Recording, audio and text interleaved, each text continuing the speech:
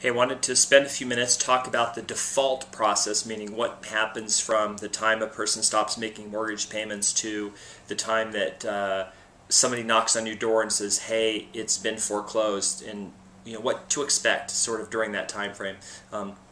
The first thing that happens typically is somebody stops making their payments, and when they do that, they become in default, and is within 90 days of that time, meaning once they've missed 3 payments, the bank can go ahead and file a default, notice of default. Once the notice of default is filed, then they have 90 days from that date when they can post the sale notice, and then once that sale notice is posted, then they have 28 days that they can announce the sale. So essentially, you're looking at about 6 months is the time frame from when you stop making payments to when, in theory, someone could be knocking on your door saying, "Hey, you've been foreclosed." So a couple things can happen during that period. Okay, first thing that can happen is you can do a loan mod. You can go out there and get the bank to modify your loan. They're probably most likely going to change your interest rate, which just changes your payment amount. Not going to be a principal reduction, probably. That would be nice, but you staying in the house for just somehow getting a gift of a couple $100,000 maybe is probably not going to happen. So they'll try to keep you in it so that you can make your payments. That's the one shot. The other thing you can do is you can try short sale. One of the things you probably notice is real estate agents have been knocking on your door saying, "Hey, before you lose the house foreclosure, let's just try to sell it." The thing that stops people the most is just denial. I think don't want to give up the house. They have emotional attachment to the house, and probably don't realize there's other houses out there you can always move somewhere, and that maybe not having a foreclosure on your record's probably not the greatest thing. But I see a lot of people still. We go, like one assignment we just got from a bank. They had never been listed. They never even tried to sell the house. They just stopped making payments and sat around, and so now we're having to negotiate relocation assistance for them. So that's an option.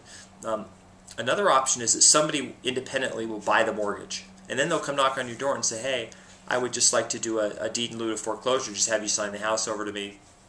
And they may also include some money for you to move as well. If not, they'll go through the foreclosure process. They'll foreclose on the house, and then they'll come knock on the door and say, "Hey, you're going to get thrown out unless you agree to move out under this set of terms." But all in all, there's a whole bunch of things that can happen up to that point. Let's say you just decide you're just going to stick it out and stay there forever.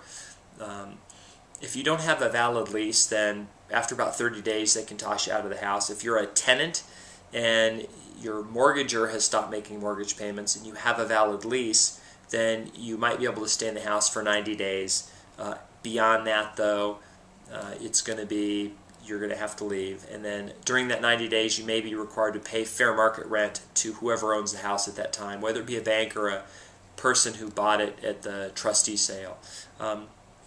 So there are a lot of things that you can do. One of the things you can do is, if you're a tenant and you want to buy the house, is to make an offer on the house. Some of the banks are willing to look at offers from tenants that are already in the house and just let that person stay in. They didn't do that a few years ago. They're starting to look at that now, so that is an option for you.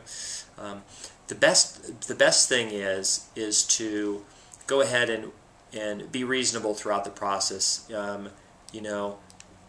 Somebody in this lost a lot of money. Whether it be the homeowner that put money down or the bank who lent the money, but somebody in the process took a big bath.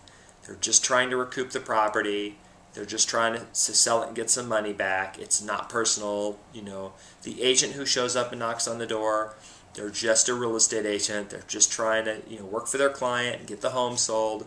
The best thing is just be reasonable, be good to each other and kind to each other, and just negotiate something that's reasonable. We just got $3,000 to somebody to move out.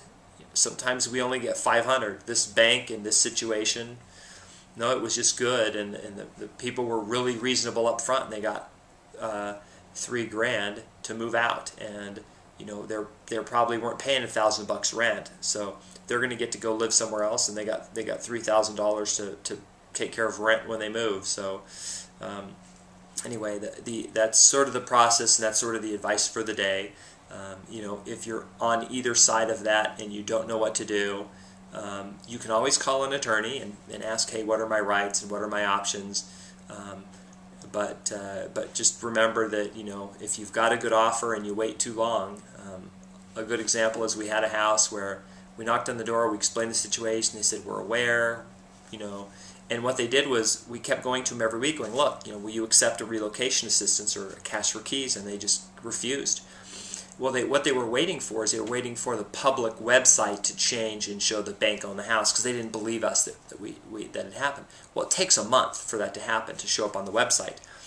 So now they come to us and say, oh, we now realize we don't own the house anymore. Now we want the relocation assistance. And the bank is saying, it's too late. We're too far into the process. We're not going to give it at this point. So they blew it, and they were probably going to get a couple $1,000. Now they're not going to get anything. So anyway, that's the update for the day, and hope you have a great day.